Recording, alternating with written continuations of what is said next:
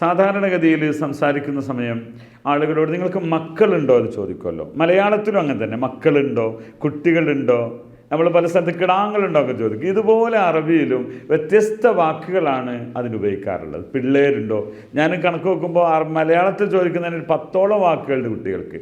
അറബിയിൽ സാധാരണ ചോദിക്കുക എൻ്റെ ഔലാദ്, അത് ജനറൽ വാക്കാണ്. ഔലാദ്, കം ഔലാദ് എന്തക്ക്, താങ്കൾക്ക് എത്ര കുട്ടികളുണ്ട്. അത് ലേഡിയാണെങ്കിൽ കം ഔലാദ് എന്തക്കി, കം ഔലാദ് ഇൻതാന്ന് ചോദിക്കരുത്, നീ എത്ര മക്കളാണെന്ന, അത് തെറ്റായ ഒരു രീതിയാണ്. കം ഔലാദ് എന്തക് എന്ന് ചോദിക്കാം. ഓക്കെ, അപ്പോൾ അവിടെ ഔലാദിന് പകരം എന്ത് ചോദിക്കാം, ബുസൂറ എന്ന് പറയാറുണ്ട്. കം ബുസൂറ, ഈ ബുസർ എന്ന് പറഞ്ഞാൽ വിത്ത് എന്നാണ്. അതാണ് മക്കൾ വിത്തുകളാണല്ലോ. കം ഔലാദ് കം ബുസൂറ എന്ന് ചോദിക്കും.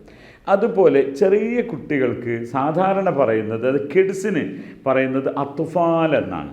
അപ്പോൾ കം അത്ഫാൽ എന്തക്, അത് കുട്ടികളെ, ചെറിയ മക്കളെ ഉദ്ദേശിച്ചുകൊണ്ടാണ് പറയുന്നത്. ഇനിയും ധാരാളം വാക്കുകൾ പറയാറുണ്ട്.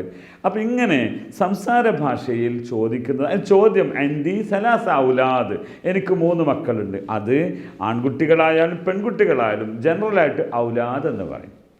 മനസ്സിലാവും.